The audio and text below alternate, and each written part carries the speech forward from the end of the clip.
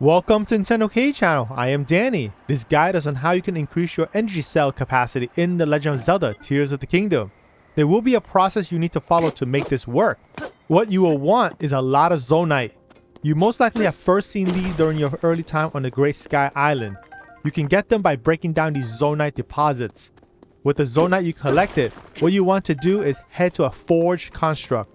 You can identify them on the map with this icon. The most convenient place will be on the Great Sky Island, the first one you have encountered. What you need to do is provide it with the Zonite you collected, and in exchange, receive crystallized charges. It will cost 3 Zonite for every crystallized charge it has available. Forged constructs later in the game will have better inventory of crystallized charges. For example, down in the depths, you will find this forged construct to have more crystallized charges as well as larger ones right next to it.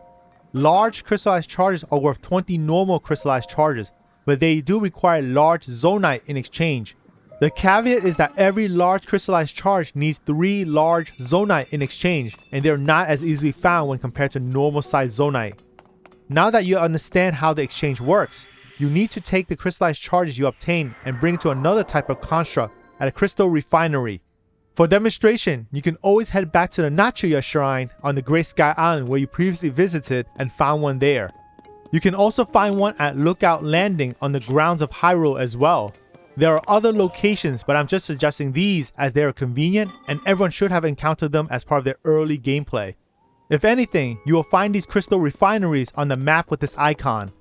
Alright, at a crystal refinery, talk to the steward construct and you can exchange the crystallized charges you obtained earlier and get it produce energy wells. It will produce 1 energy well for every 100 crystallized charge you provide.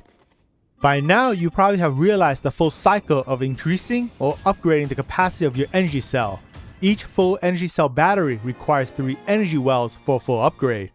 The amount of upgrade you can do depends on the amount of Zonite you can get, and you need a lot of them. Luckily, you can easily find Zonite all throughout the depths, the vast underground. You can mostly get them from breaking down Zonite deposits and by defeating enemies down here.